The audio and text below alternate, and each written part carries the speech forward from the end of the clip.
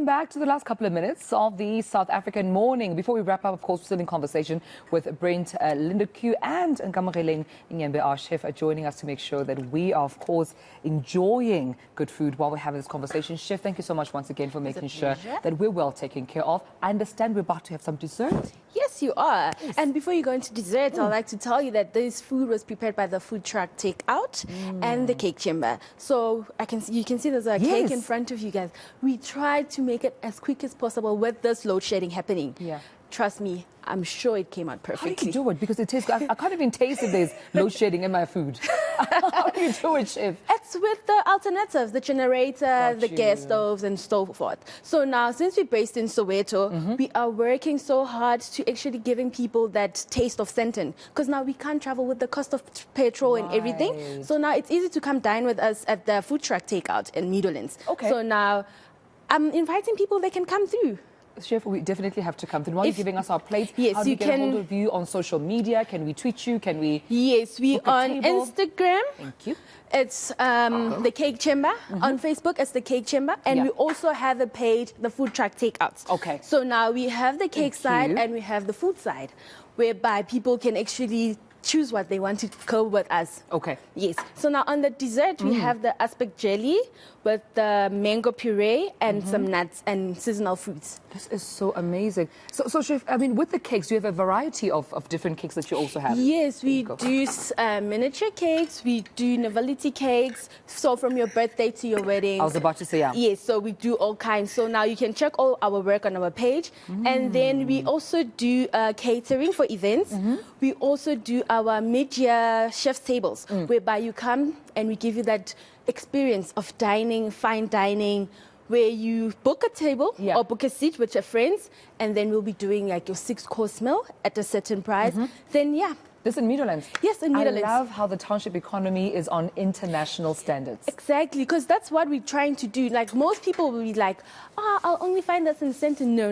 Yes. We're changing the standard. Come to Meadowlands, you will see the stats. Chef, we appreciate it. Thank you so much, of course. It's a pleasure. For making sure that we are well taken care of. Brent, we're about to say goodbye. Before we do, though, I mean, we're still going through load shedding and blackouts, as of course Chef mentioned. They're finding ways. Quite a positive story of how they're maneuvering around, what can be seen as a negative, situation. How are you finding stories like that?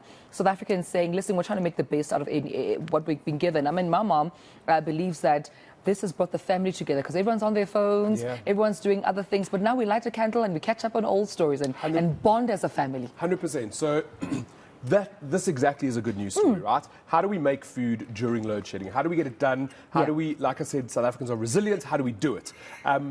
It's hard to face this reality where we're bouncing between, I don't know, stage 4, stage 6. There's this talk of maybe stage 8 coming later this weekend. It's really scary to be looking at that load shedding schedule.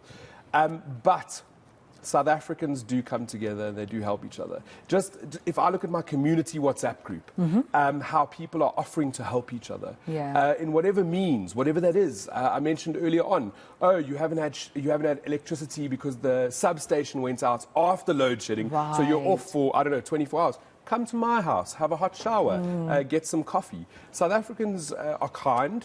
And I think that's what we need to remember. Inherently good, so we do want to help each other. And yeah, load shedding is tough, but it also brings out the creative solutions.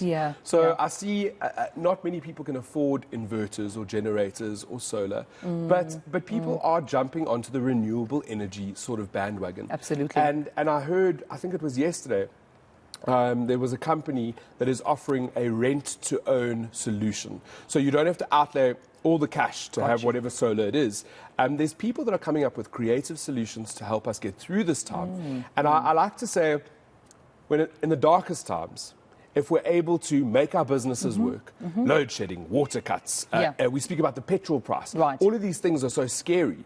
But if we are able to make our businesses or lives work during this time, when we get over it, we won't only have survived, we will start to thrive. Well, there you go. Well, I appreciate you speaking to us and leaving us with those positive, statements.